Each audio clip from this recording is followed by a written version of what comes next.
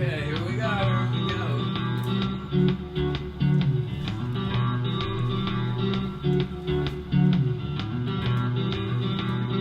Everybody. Okay, it's Tuesday. It's Tuesday. It's Tuesday, and Lulu is pacing around the apartment looking like she's just about to bark. And Caroline is just about to bark too. It's one of those days in the beautiful West Village. It's so nice out, sunny, comfortable temperatures, not too breezy.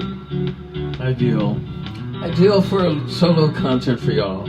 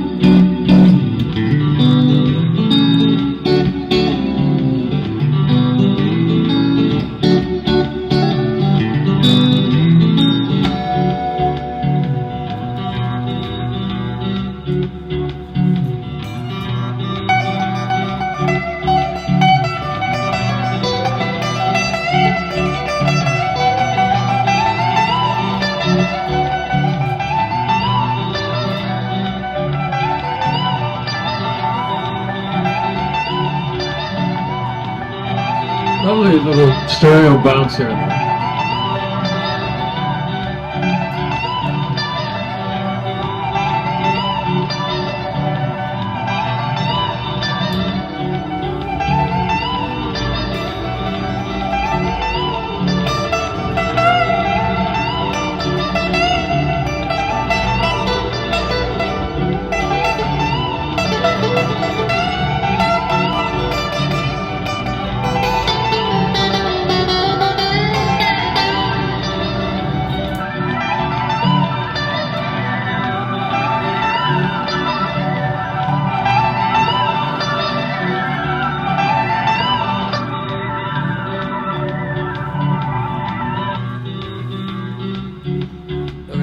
Montana, shall we?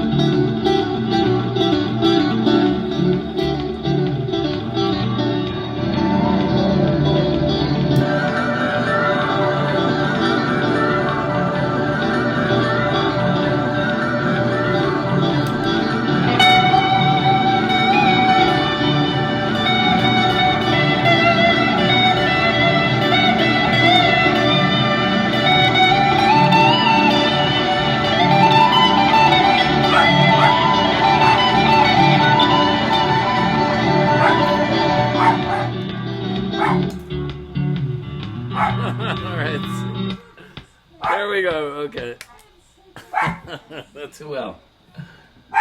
Yeah, that was music only dogs can hear. Me included.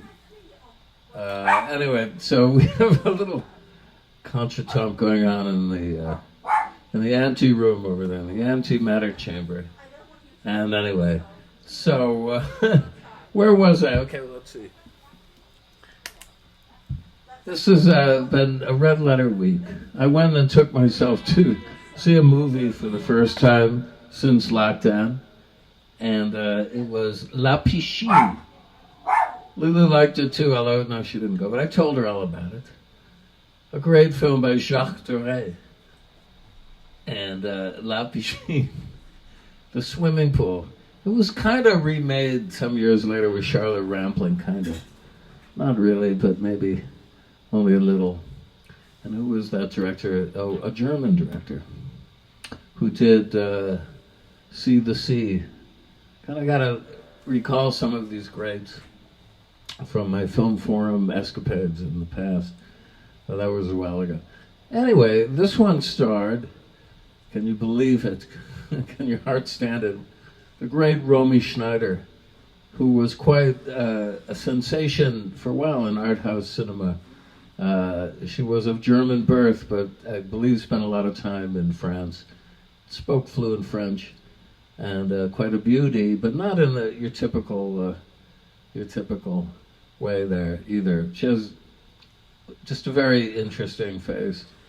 And it was the great Alain Delon, who some of you punk rockers may know as the illegitimate father, no, the actual father of the illegitimate son of Nico, which Delon took great pains his whole life. He's still alive, actually, denying, but the proof of the pudding is in the punnum, as they say, because the face of Ari, the son of Nico, is a spitting image of Alain Delon. And the fact is, Alain Delon's mother helped raise Ari because Nico was not really your typical mom in any way, but that's another story. Now, there's a new book coming out, a new biography of Nico. I think this makes the third that should be out imminently.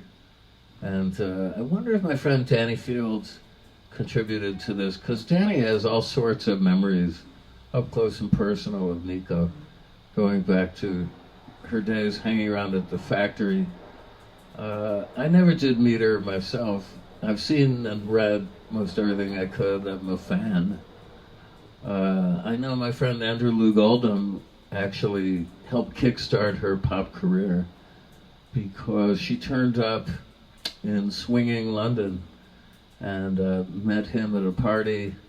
I think it was also, it could have been the same party that he met Marianne Faithfull, I'm not sure. But he was quite taken with her and signed her to his Immediate Records label, which growing up was kind of my favorite label, if only for the logo on pink. It looked like a little chess piece. And I'd pretty much buy anything if it was on Immediate, although not all of it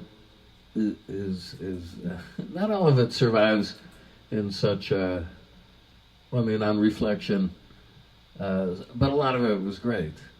And maybe this pink indie label motif might have been, could it be? Yes, we think so. Appropriated a little bit by Chris Blackwell with Island Records, which eventually began boasting a similar background on his great record label, but I don't know. Think pink. As you see, I'm always happy to don this very festive color, though it does seem to rub certain people the wrong way. I really don't know why. But anyway, so I read also two excellent books in succession by Cormac McCarthy, someone whose work I'd certainly been aware of, and I'd seen film versions of No Country for Old Men. Yeah, just even try saying these things without stumbling over them is sometimes a good day for me, but just kidding. I love the film that the Coen brothers made, although Caroline finds it unwatchable and always makes me change the channel when it comes on. And Anton Chigurh, as played by the great Mexican actor. Oh, what is his name? She's senior moments all over, but it'll come to me. He's so great as a villain. It's certainly a non-pareil role for this actor. But they're all really good. Josh Brolin is phenomenal. And so anyway, I finally got around to reading the book.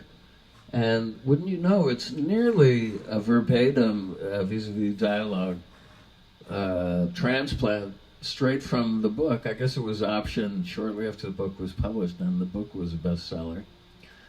But as I don't rush out to read the newest this or that or anything, I took my time getting around to it. But I have to say, having read that and then following that with The Road, which was another bestseller, I'd say Cormac McCarthy is certainly one of the greatest living writers in English by far. His sensory descriptions are, well, other people have said this, but they're about as close as one could get, I think, to depicting life itself, moment to moment.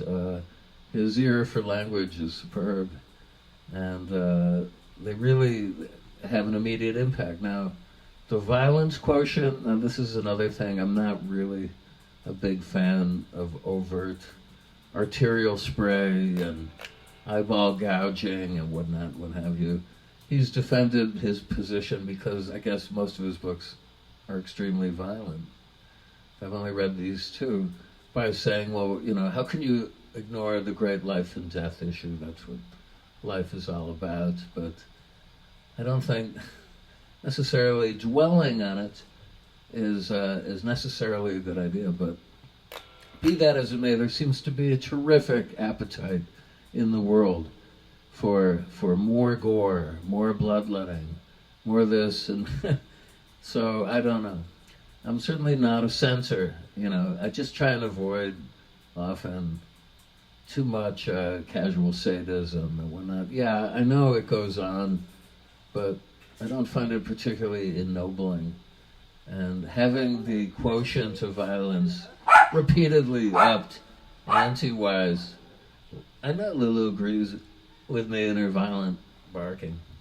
Having the quotient of violence upped continuously, I think, you know, one has definitely reached a threshold. So, like, how many times can you stomach seeing this stuff before you get inured to it? This is the issue. And again, I don't know if you could quantify it scientifically, and I'm not a censor, but I don't necessarily think it may be such a good idea to make it such a primo ingredient in surefire crowd-pleasing entertainment. There. I've said it, though I know I'm out of step. I started to feel this way. I think it was David Lynch's Lost Highway, which, that's a really great movie. I would look at it again several times, but there again I noticed that it was really trending towards just stomach-turning violence in places, and I about at that time had a surf it on it. So, you know, I'm not really also a fan of the Audubon Society.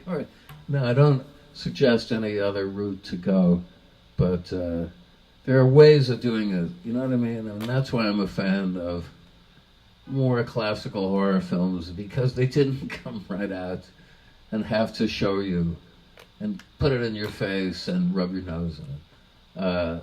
All this horrific violence. Everything was kind of suggested off screen, and that's what makes them more frightening. Case in point, The Haunting by Robert Wise, which was remade pointlessly some years ago with Liam Neeson, and it's terrible. But this original from 1962 I've cited as my favorite film for quite some time, because the atmosphere of dread is so well done without having to show you actual anything. I mean, there is no actual monster or ghost. It's all kind of off screen.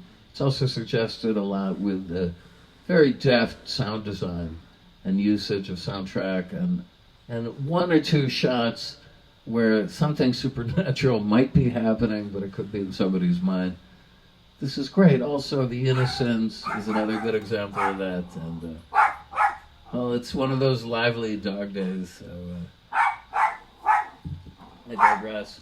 Listen, we're coming up on the 24th anniversary, May 29th, of Jeff Buckley's tragic passing.